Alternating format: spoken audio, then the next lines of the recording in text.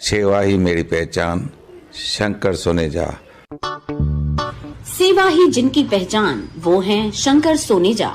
Free Malegaon का काढ़ा, free जोड़ों के दर्द का तेल, फ्री नसों के दर्द से छुटकारा पाने की पीने की दवा। सेवा का लाभ उठाइए, सदैव आपकी सेवा के लिए हाजिर रहते हैं शंकर सोनेजा। अॼुकल्ह असांजे सिंधी समाज में रिश्ता ठहण ॾुखिया ऐं ठहण सवला थी विया आहिनि। इन करे रिश्तो.com पंहिंजे मेंबर्स जे लाइ शुरू करे रहियो आहे एक्सपर्ट्स काउंसलर्स जे द्वारा प्री मैरिज काउंसलिंग, मतलब एंगेजमेंट खां पोइ ऐं शादीअ खां पहिरियों। त अचो शादीअ खां पहिरियों अची प्री मैरिज काउंसलिंग जो फ़ाइदो वठो। नमस्कार, मैं राजेश दलवानी, आप देख रहे हैं उल्लास लाइन बुलेटिन। अपुल जी, 2024 के चुनाव में आप बाहर घूम रहे हो और पिछले 30 साल से 2 टर्म आप उल्लासनगर में नहीं थे, पर जब भी शहर की इमारतें गिरती है, बरसात शुरू होती है, इमारतें गिरती है, लोग मरते हैं, धोखादायक इमारत होती है, महानगर पालिका खाली करती है, तो क्लेम पूरा आपके ऊपर आता है कि 855 इमारतें पुगलानी ने बनाई थी, अभी वो गिर रही है, शहर का नुकसान आपने किया है, क्या कहोगे? ऐसा मुझे नहीं लगता है। जो भी लोग बोलते होंगे तो वो गलत बोल रहे हैं। मैं लोगों से या शहरवासियों से या बाकी किसी से भी ये पूछना चाहूँगा कि मेरे टाइम की जो बिल्डिंग्स बनी हुई है उसमें से एक बिल्डिंग का नाम खाली मुझे बताए जो धोखादायक हो या गिरी हो। एक बिल्डिंग का नाम बताएं तो जो बोलो मैं हारने के लिए तैयार हूँ। 1992 से पहले की कोई भी बिल्डिंग हो। यानी आपके समय की बिल्डिंगें गिरी नहीं है, ऐसा आपका कहना है? बिल्कुल, सवाल ही नहीं पैदा होता है।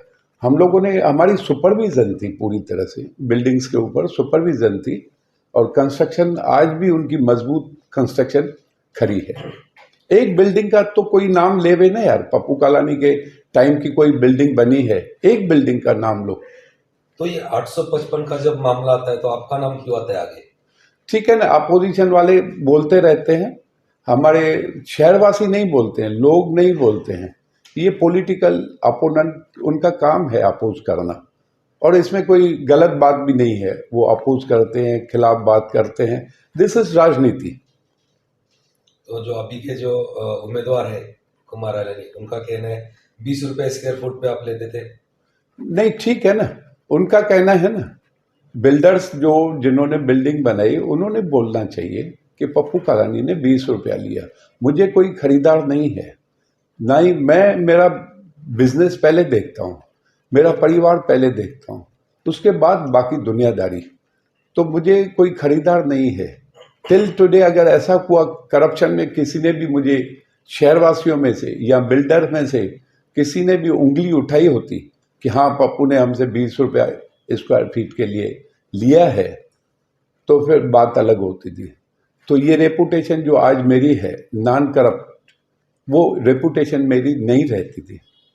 लेकिन कुछ गिरने वाली बिल्डिंगों में कुमार आलानी जी का भी नाम आया है कि उन्होंने बनाई थी। ये मुझे मालूम है, उन्होंने काफ़ी सारी बिल्डिंग्स बनाई है, मगर मैं कुमार आलानी के खिलाफ कुछ बोलना नहीं चाहूँगा आज। पॉलिटिकल, क्योंकि उसको नीचा दिखा के मैं खुद को ऊंचा नहीं समझना चाहता हूँ। दुनीचंद कालानी जो थे वो आपके गुरु थे, तो उनके बारे में आप क्या बताएंगे? नहीं, वो मेरे गुरु थे ना, उनका गुरु थे, उनकी गाइडलाइंस थी। जब मैंने 1986 में चोरियां और करप्शंस जो बंद करवाई थी उसमें उसका हाथ तो था, वही कारण है कि उसका मर्डर हुआ। और मेरे ऊपर भी 3 बार अटैक हुई थी बिकॉज ऑफ, क्योंकि मैंने चोरियां रोकी थी और साथ ही साथ में करप्शन रोकी थी। उससे मैंने शहर को बहुत सुंदर बनाने का सपना देखा था। पैसे आ गए थे, कल्याण अम्बरनाथ रोड बना, स्ट्रीट लाइट पोल्स लग गए, घर घर तक पानी पहुंचा, बेरोजगारी बहुत सारी कम हो गई थी। हमने बहुत लोगों को सपोर्ट किया, इंडस्ट्रीज वालों को। यह हकीकत है, दुनीचंद कालानी हमारे गुरु थे और उनकी गाइडलाइंस थी। दुनीचंद कालानी जी की जो हत्या हुई थी वो किसने और क्यों की थी? देखिए, मैंने आपको बताया, वो करप्शन के, जैसे कालानी परिवार, हम लोग करप्शन के खिलाफ है, दुनीचंद कालानी भी करप्शन के खिलाफ थे। चोरियां इतनी, हमारी बजट बढ़ने का कारण करप्शन रोकी गई और चोरियों को रोका गया। 5 करोड़ की बजट 4 महीने के अंदर 25 करोड़ की बजट बन गई। तो उसकी वजह से दुनीचंद कालानी का मर्डर हुआ और कराने वाले वही जिनको वो फायदा हो रहा था, जिनकी चोरियां हम लोगों ने बंद की थी।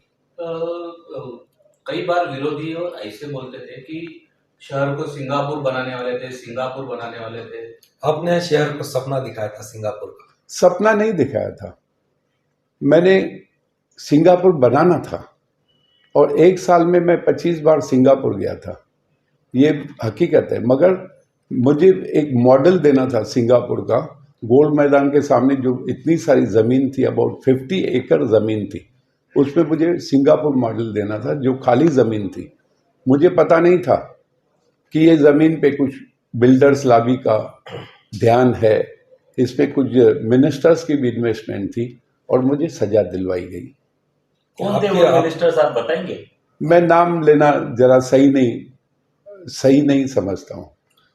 आपके ऊपर हत्या के आरोप लगे, आपको सजा हुई, तो आप जेल में भी गए थे, चुनाव भी नहीं लड़ सकते हो, तो मामला तो दर्ज हो चुका है। देखिए, सजा जो है वो दिलवाई गई थी बिकॉज ऑफ दैट लैंड। मतलब किस तरह से आपने सजा हो गई है, गुनाह तो हो गया है, फिर आप कह रहे हो कि सजा दिलवाई गई थी ना, सजा दी गई नहीं थी। और मैं बताऊं कि पता नहीं जुडिशरी के खिलाफ शब्द बोलूं या नहीं बोलूं, एक जज ने पूरी हियरिंग ली थी, जजमेंट देनी थी बाकी, तो जज की ट्रांसफर हो गई और फिर मुझे सजा दिलवाई गई। हियरिंग एक जज ने ली है टॉप टू बॉटम, और फिर जजमेंट के टाइम पे दूसरे जज की ट्रांसफर हो गई, उसकी ट्रांसफर हो गई और मुझे सजा दी गई। आपके भाषण में बोलते हैं कि मेरी बॉडी जेल से बाहर आने वाली थी, लेकिन मैं आपके सामने हूँ, ये कैसे? नहीं, हकीकत है ना, मुझे जो सजा दिलवाई गई थी, किसी को भी एक्सपेक्टेशन नहीं थी कि पप्पू कालानी बाहर आएगा। हाई कोर्ट ने सजा दी थी टिल डेथ, मेरी बॉडी, मेरी लाश खाली जेल से बाहर आने वाली है, मगर मेरा कर्म अपने आप काम कर रहा है। गोर गरीब लोगों की सेवाएं मैंने की थी, गोर गरीबों की दुआएं मुझे मिली। ज्योति कालानी दिन रात पूजा किया करती थी, उनकी पूजा ने और लोगों की दुआओं ने ये चमत्कार करके दिखाया। मैं लोगों के सामने आज भी मजबूती के साथ में खड़ा हूँ। उल्लासनगर शहर के कंक्रीट के रास्ते, ये पूरे भारत में पहली बार उल्लासनगर में बने ऐसे कहा जाता है, तो उसके बारे में लोग बहुत चर्चाएं करते हैं, हमें जरा विस्तार से बताइए उसके बारे में। नहीं, हकीकत है ना, सीमेंट कंक्रीट रोड जो हमने उल्लासनगर में बनाए हैं, वो आज भी आप देख सकते हैं उसकी क्वालिटी कैसी है। It was because of quality का कारण करप्शन नहीं थी वो टाइम पे। आज जो भी रोड बनते हैं उसमें इतनी करप्शन है, तो आप क्या एक्सपेक्ट करेंगे कि 1 करोड़ का रोड होगा और उसमें 70 लाख रुपए की करप्शन होगी, तो कैसी क्वालिटी लोगों को मिलेगी।